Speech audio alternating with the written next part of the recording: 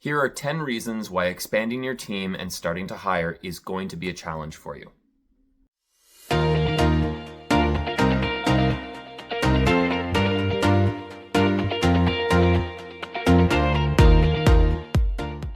My name is Patrick Brown. I'm the president and owner of Northland Fractional. And you're a business owner, you're doing well, things are happening, things are moving fast, there's money coming in the door. So great, it's time to build your team. It's time to start hiring and expanding out because you just can't do it yourself anymore. Well, guess what? That is going to cause you some challenges.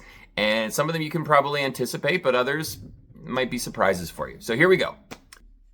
Number one, what works for you isn't necessarily going to work for everybody else, okay?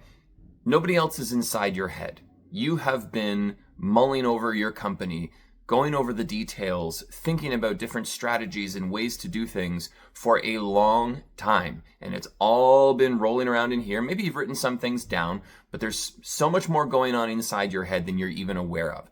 Now suddenly you're going to have someone who's not in your head and you're going to want them to do some of the work for you. That's going to be a challenge because that means you're going to have to somehow download what's in your brain into theirs, and that's going to take some time. You've built up patterns and routines for just simple tasks or processes that you have to do, and you don't even think about them. You go in here, you go to this folder, you save it here, then you go to this and blah, blah, blah, blah, blah, right? It's unconscious. Now, someone else needs to understand what that routine is. So you need to think to yourself, okay, are these routines important that they're done exactly the way that I do them? Or do I need to give some freedom for someone to do it another way? But that's the challenge. It's now, first it was in here, now someone else needs to understand how to do it. Number two, anyone who joins your team is going to want to do so on their terms.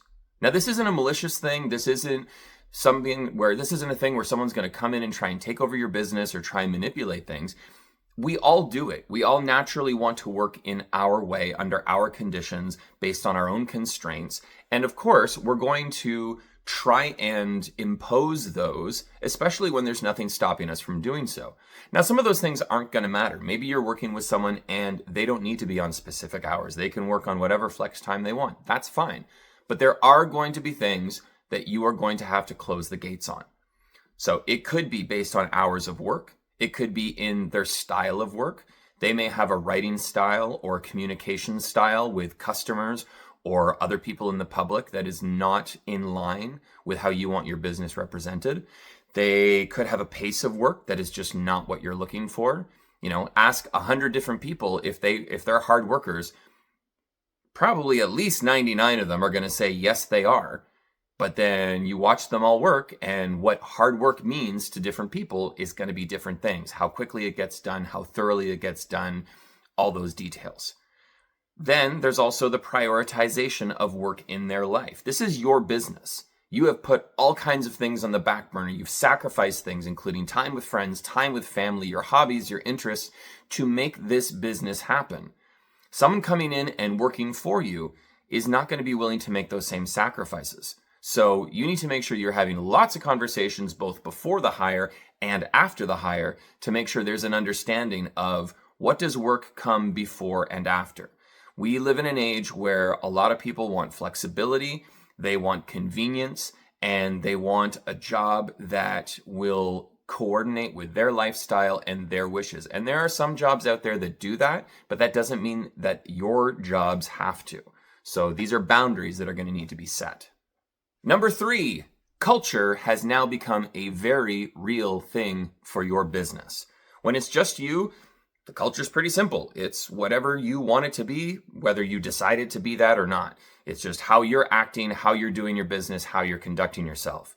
Well, now you've got other people in the company, and now you have to manage that culture. There is a famous saying that culture eats strategy for breakfast. I want to say that's Peter Drucker. I could be wrong, but it's true. You can have all the strategy meetings you want, all of the SOPs and manuals that you want, but culture is going to drive everything. And if you don't control it, it will form whether you want to or not, based on everybody else's contributions to it. Everybody who joins your company is going to want to impact the culture to suit their needs, going back to my earlier point. And sometimes it's conscious, sometimes it's unconscious. So you need to be very clear. What is your culture? What's important to you? What is not your culture? That's equally important. And you're going to have to get a stranglehold on that right from the beginning. What most people don't seem to realize is how much, especially as an owner and as a leader of a business, you affect culture within your team. So you can have it written down, you can have it up on the wall, you can blast it from the hilltops as many times as you want, but it has to resonate in your actions, in your moods, in your attitude, in what you say, in how you say it. Everything you do with the public, with your employees, and just how you conduct yourself on the day-to-day, that is going to impact the culture. And that will speak louder than a placard with a couple of bullet points listed on it. So you need to decide what the culture is. You need to live that culture. And if you're going to demand your employees to live that culture as well, which you absolutely should, you need to make sure that they know that they can call you out on it if you're not living up to that. Number 4, you need to understand that nobody is as invested in your business as you are. This kind of goes back to the prioritization thing, but this is the thing. They will not work as late as you. They will not be as meticulous as you. They won't understand the risk involved. They won't understand the urgency involved. They won't understand the importance of small tasks and how they build up to the grand vision. They can try, and they can get a better understanding of it based on your communication and how you convey what their role is and how it ties into everything. But you need to be prepared that you as the owner is a completely different perspective from theirs as employees, managers, no matter how high up the ladder or down the ladder they happen to be. Will you occasionally find that diamond in the rough who will just go for broke and will have as much appreciation for the importance of everything for you as the owner? Maybe, not likely, and they're rare. So you need to be prepared for the fact and accept the fact that they are simply not going to have the same level of passion as you. If they did, they'd be running their own business and not working for you. Number 5. For fans of the show House, he said it best. Everybody lies. Now, that's not as malicious and evil as it comes across. People don't intentionally lie, but they certainly don't necessarily tell you the full truth. Like I said before, ask 100 people if they're hard workers. They're almost all going to say yes. Ask someone if they're committed to, living the company culture or going the extra mile or looking out for your best interest. Ask them all those things. They're going to say yes, yes, yes, yes, yes. And the funny thing is they probably mean it. But until they start to actually act on it, you don't really know, because they might not really know. Their understanding of what it means to keep the company's best interests in mind may be completely different from what yours are. The other thing to keep in mind is they, as employees or managers or the people working for the boss, they will say things to each other that they will not say to you. They won't tell you things that aren't going well with the job or things that they don't like about your working relationship, potentially, because they don't want to rock the boat. They don't want to be perceived as causing trouble or whatever it may be. They're going to protect themselves and not say things to you, but they will say it to other people. And as a result, you get people coming to you saying, so-and-so said this, and they said this, and blah, blah, blah, blah, blah. And that leaves you to get to the bottom of it. So you need to make sure that you are fostering an environment where people feel comfortable sharing things with you. What does that mean? It can mean a lot of things. It means, how do you ask questions? How do you react when people give you answers that you don't necessarily want to hear? There's dozens of things that can impact this. But the important thing is you need to work to create that kind of, I know it's a cliche thing, but that open and safe space where people are going to be as honest with you as they can be about how they feel things are going. Number 6. You no longer have any idea how long it's going to take to get anything done. Again, people's pace is different. People's attention to detail is different. If it's a new task, they're going to do it wrong the first time, most likely, because like I said before, they're not inside your head. So now you have to completely recalibrate everything based on delivery times, either for things for yourself or things for clients or for partners or suppliers or whatever the case may be. nothing is going to fit into the expectations that you had set for yourself previously. Number 7, feedback is hard. This kind of goes back to what I was talking about before, about people not being entirely honest, etc. And here's part of the reason why. Feedback is hard in both directions. Giving feedback, you'd think would be easy. We understand that we're here for a common purpose. We're all here to get work done, to get a job done. So if something's not going the way you want it to, you should be able to just tell someone, that wasn't the way it should have been, or you should have done that differently, or whatever the case may be. The problem is people have feelings and egos and emotions and sensitivities and anxieties and all that kind of fun stuff, which makes us human beings. And so you need to be mindful of how you say things. How do you give that feedback? How are you balancing positive feedback and, for lack of a better way of putting it, negative feedback or constructive criticism or whatever you want to call it? You can't just simply blurt it out in the most honest way possible because most people aren't going to like that. Trust me, I speak from experience. I am the type of person where my brain goes to logic first, and if I just speak without filtering, it's just going to come out blunt and brutally honest, and I'm going to make someone cry. So I have to be careful. Doesn't help that also I tend to have resting bitch face when I'm not focused on it. So giving feedback is hard. The other part that's hard is getting feedback. Going back to what we talked about before, is it truthful? Is it honest? Do they feel like they can be open with you and tell you what they're really thinking? But B, sometimes they're going to be more honest than you want. And let's face it, as much as, yes, we want to learn, we want to grow, we want to adapt. I don't think anybody likes getting negative feedback, no matter how accurate it is. In fact, the more accurate it is, the less we probably like to get it because something deep down inside of us goes, oh, yep, that's right. And you might feel embarrassment or hurt or feel resentment or whatever the case may be. I know for me, myself, when I get feedback that is not something that I want to hear, I know that my knee-jerk reaction is not going to be a good one. And so I have to temper that. I have to hold that. I have to just kind of put that aside, listen to it, and understand it, take it away, and let it roll through my brain. And most of the time, if I'm the more angry or resentful or whatever negative that I'm feeling as a result of it is probably because it hits that much closer to home, right? It's a reaction of, they're right, I should have done that, I should have been smarter about it, whatever the case may be. And I know for me personally, just triggers that reaction. So feedback, giving it's hard, getting it's hard as well. Number 8, managing is hard. And yes, feedback is part of management, but there's a whole lot more to it that is it just makes it complicated.